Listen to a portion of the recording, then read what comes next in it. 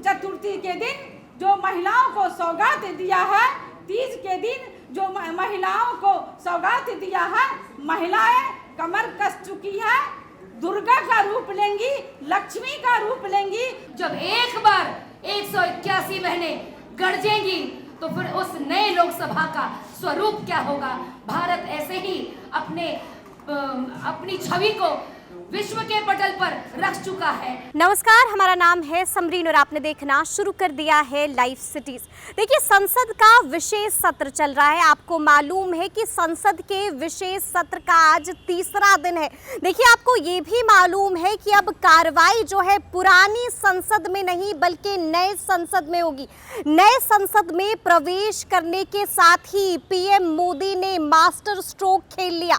आपको मालूम है कि मोदी सरकार ने संसद में महिला आरक्षण बिल पेश कर दिया है। आपको मालूम है कि इस बिल का नाम है नारी शक्ति वंदन अधिनियम। आपको मालूम है कि जैसे ही ये बिल संसद में पेश हुई वैसे ही इस पर खूब सियासत भी होने लगी है। आपको बता दें कि इसको लेकर आज बहस भी होगी संसद में, और आपको बता दें कि इसको लेकर आज बीजेपी महिला मोर्चा ने भी प्रेस वार्ता की थी। आपको बता दें कि नारी शक्ति वंदन अधिनियम बिल लोकसभा में पेश किए जाने पर बीजेपी प्रदेश उपाध्यक्ष श्रीमती शीला प्रजापति, प्रदेश महिला मोर्चा अध्यक्ष धर्मशीला गुप्ता, प्रवक्ता श्रीमती सुहेली मेहता, श्रीमती सुषमा साहू ने प्रेस को संबोधित किया और कई बातें कही हैं। क्या कुछ कहा है, एक बार आप वो सुनिए। जिन्होंने आप सभी को आमंत्रित किया है, ऐसे मेरे सह मीडिया प्रभारी छोटे भाई दानिश इकबाल जी, मंच पर आसीन हमारे प्रदेश के उपाध्यक्ष शीला प्रजापति जी, महिला मोर्चा की अभी जस्ट नवनियुक्त धर्मशीला बहन धर्मशीला जी, हमारी बड़ी बहन सदा से हम दोनों का बड़ा स्नेह रहा है ऐसी बहन सुहेली मेहता जी, और मैं आपके बीच आपकी बहन सुषमा साहू उपस्थित हूँ इस हर्ष को बांटने के लिए, उस खुशी को जाहिर करने के लिए जिसकी बेचैनी 27 वर्षों से आधी आबादी के भीतर कौंध रही थी। आजादी के अमृत काल में नाउम्मीद हुई बहनों को एक आशा की किरण के रूप में सौगात देने वाले देश के यशस्वी प्रधानमंत्री श्री नरेंद्र मोदी जी को कोटि सा वंदन, अभिनंदन और चंदन। आज आधी आबादी की आवाज, हर महिला की आवाज उन तक नहीं पहुंच सकती, लेकिन महिलाओं की आवाज बनकर आज इस मंच से, आपके माध्यम से उन तक हम साधुवाद पहुंचाना चाहते हैं कि वो बहनें जो लगातार संघर्षरत रही है सड़कों पर, राजनीति के माध्यम से हो या सामाजिक माध्यम से, और उनके मन में एक लालसा रही है कि काश मैं भी उन बहनों की तरह जो संसद में गूंजती है, जिनकी आवाजें विधानसभाओं में जो शेरनी की तरह ललकारती हैं, ऐसी बहनों की तरह काश मैं भी होती। तो ये काश अब सपना नहीं है, कुछ ही वर्षों के बाद ये सपना हकीकत में तब्दील होने वाला है, और जब ये सपना हकीकत में तब्दील होगा तो आप उम्मीद नहीं कर सकते कि जिस ख्वाब को, आपको भी पता है कि ये 19 को नहीं, ये 18 की रात में ही इस पर लागू कर लिया गया था। और 18 कौन सा दिन था? हरतालिका तीज, यानी सारी बहनें अपने पति के लिए और अपने परिवार की लंबी आयु और खुशहाली के लिए निराजल व्रत करती हैं। तो ऐसी सभी बहनों के लिए उन्होंने एक सम्मान, एक स्नेहपूर्वक एक पुरस्कार जो इनका हक था, नरेंद्र मोदी जी ने कोई एहसान नहीं किया, ये बहनों का हक था जिसको उन्होंने अमली जामा पहनाने के लिए एक सुघड़ और सुदृढ़ विचारधारा के साथ आज हमारे सामने लाने का काम किया है। प्रधानमंत्री जी ने महिला सशक्तिकरण का हमेशा नारा दिया है। देश के सभी लोग महिला सशक्त हो, महिला सशक्तिकरण के लिए ये किया जाए, वो किया जाए, लेकिन प्रधानमंत्री जी ने कहा कि महिला सशक्तिकरण सिर्फ नारा नहीं बल्कि एक संकल्प है। नारे के रूप में हर लोगों ने इसे इसको मतलब प्रयोग किया, लेकिन नरेंद्र भाई मोदी जी ने इसे संकल्प मानकर इस संकल्प को यथार्थ बनाने का कार्य किया है। मैं आज उनकी चिर स्मृति को नमन करना चाहती हूं जिनका ये ख्वाब था, हमारी स्वर्गीय सुषमा स्वराज दीदी को। पूरे समय मैं राजनीति में मेरा लंबे समय का बिताया हुआ पल मुझे याद आता है कि हर समय दीदी का एक ही ख्वाब था कि इस संसद में महिला आरक्षण बिल पास हो जाए और आधी आबादी को यहाँ बैठने का मौका लेकिन दीदी आज आप जहां होंगी आपकी आत्मा को एक सुखद आनंद की अनुभूति हो रही होगी।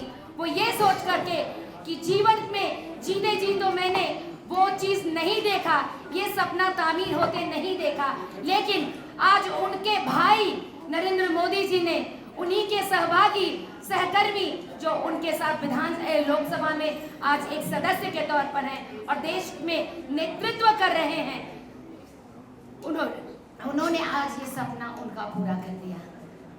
पहले 82 की संख्या थी, पहले 82 लोकसभा में 82 की संख्या आज के दिन में है, लेकिन जिस दिन ये लागू हो जाएगा उस दिन 181 ये संख्या हो जाएगी। अब आप सोच लीजिए कि एक 10 को 10 में नहीं, ये 100 में की संख्या में बढ़ेगी। जब एक बार 181 बहनें गरजेंगी तो फिर उस नए लोकसभा का स्वरूप क्या होगा। भारत ऐसे ही अपनी छवि को विश्व के पटल पर रख चुका है, लेकिन जिस दिन 181 हुंकारेंगी तो भारत से कौन नहीं खौफ खाएगा। आज 33% की तो बात हुई है बंधुओं, इसमें ये भी एक अंकित है कि 15 वर्षों तक ही ये लागू रहेगा।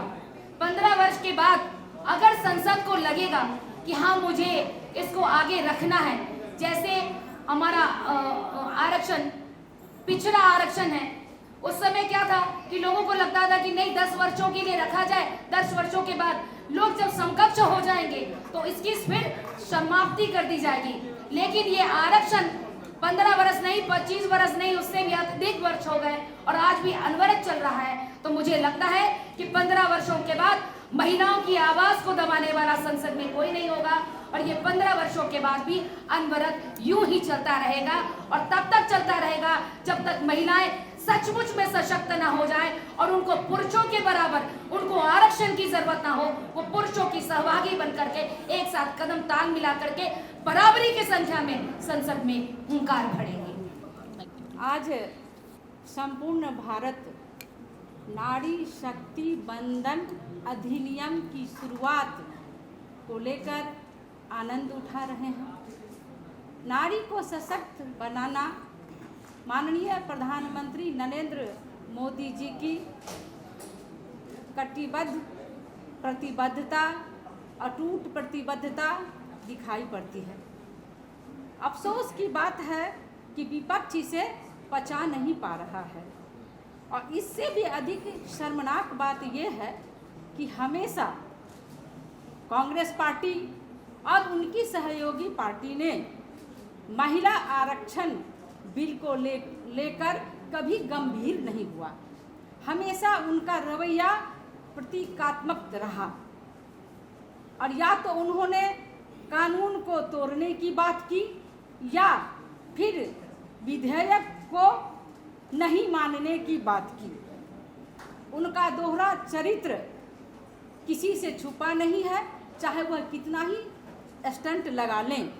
मैं आपको थोड़ा डाटा देना चाहूँगी कि जिस तरह से 1996 में माननीय देवगौड़ा जी ने महिला आरक्षण बिल को लोकसभा में पेश किया था, लेकिन कांग्रेस और उनके सहयोगी दल ने, महिला विरोधी दल ने उस बिल को पास नहीं होने दिया था।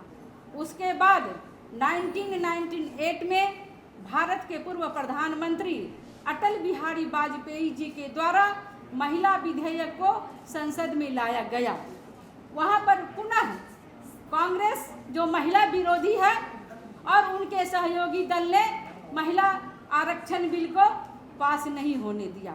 उसके बाद 1999, 2002 और 2003 लगातार भारत के पूर्व प्रधानमंत्री अटल बिहारी वाजपेयी ने महिला आरक्षण बिल को पास कराने के लिए लगातार 3 बार संसद में इस बिल को पेश किए, लेकिन महिला विरोधी कांग्रेस और उनके सहयोगी दल ने इसको पास नहीं होने दिया और उस आरक्षण बिल को फाड़कर फेंकने का काम किया।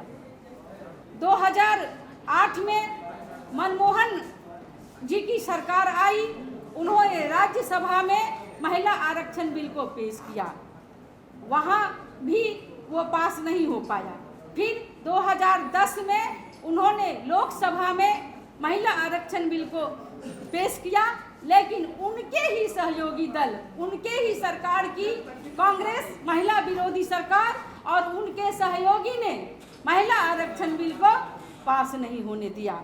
और उसके बाद लगातार कांग्रेस और अन्य विपक्षी दल के कारण महिला को दबाने का काम किया गया और ठंडे बस्ता में डाल दिया गया। लेकिन आज का दिन 2023 भारत के समस्त नारियों के लिए ये एक ऐतिहासिक क्षण है।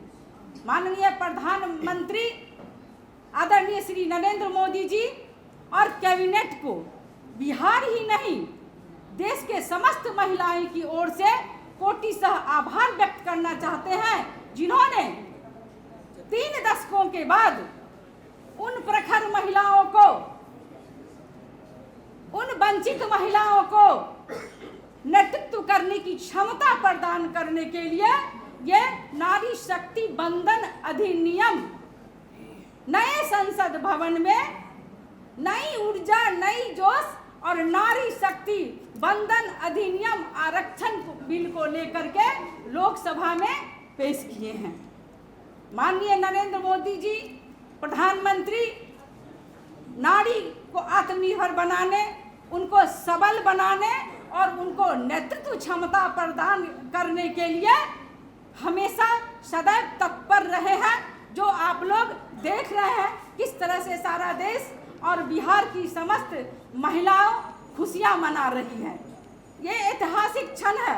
माननीय नरेंद्र मोदी जी ने बार बार महिलाओं को अनेक रूपों में, चाहे वो कोरोना काल से लेकर अभी तक जो महिलाओं को आगे बढ़ाने का काम किया है, हम महिलाएं कभी भूल नहीं सकते हैं। हमारा चुनाव आने वाला है अभी लोकसभा का 2024 में। हम भारत की नारी हैं, फूल और अंगाड़ी हैं। हम बिहार की नारी हैं, फूल और अंगाड़ी हैं और हम अपने केंद्रीय नेतृत्व और बिहार प्रदेश के नेतृत्व, केंद्रीय नेतृत्व हमारे माननीय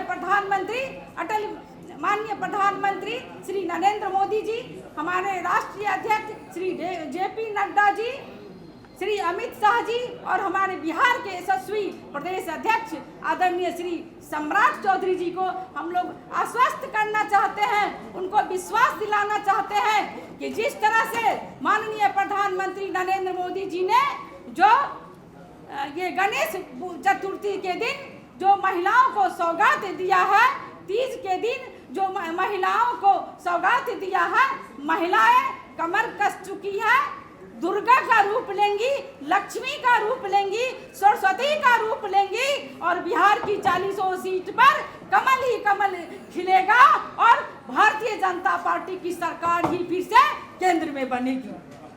हम महिलाओं ने सोच लिया है, समझ लिया है और जिन्होंने महिलाओं को सम्मान दिया है, जिन्होंने महिलाओं को नेतृत्व क्षमता प्रदान किया है, जिन्होंने महिलाओं को लोकसभा, राज्यसभा और विधानसभा में नेतृत्व करने का अवसर प्रदान किया है, तो महिलाएं बहुत ही ईमानदार होती है, कर्मठ होती है और अपने जो जिम्मेवारी मिलती है उनको अच्छी तरह से निभाने का कार्य भी करती है। इसीलिए माननीय प्रधानमंत्री नरेंद्र मोदी जी शीर्ष नेतृत्व और प्रदेश नेतृत्व के बिहार ही नहीं देश की समस्त महिलाओं की ओर से कोटिशः धन्यवाद करते हैं और आभार व्यक्त करते हैं। धन्यवाद। तो सुना आपने कि आज महिला मोर्चा ने प्रेस को संबोधित किया था और देखिए साफ साफ कह दिया है कि पीएम मोदी ने बेहतरीन काम किया है। ये भी कहा है कि अभी तो ये बिल पेश हुई है, एक बार ये बिल जब पास हो जाएगी, लागू हो जाएगी, तो आप नजारा देखिएगा कि क्या जबरदस्त नजारा होगा। जब एक साथ इतनी सारी महिलाएं मिलकर दहाड़ेंगी तो देश की प्रगति कैसे नहीं होगी। तो इस तरह के तमाम अपडेट्स के लिए ऐसे ही हमारे साथ बने रहिएगा और देखते रहिएगा लाइव सिटी। शुक्रिया।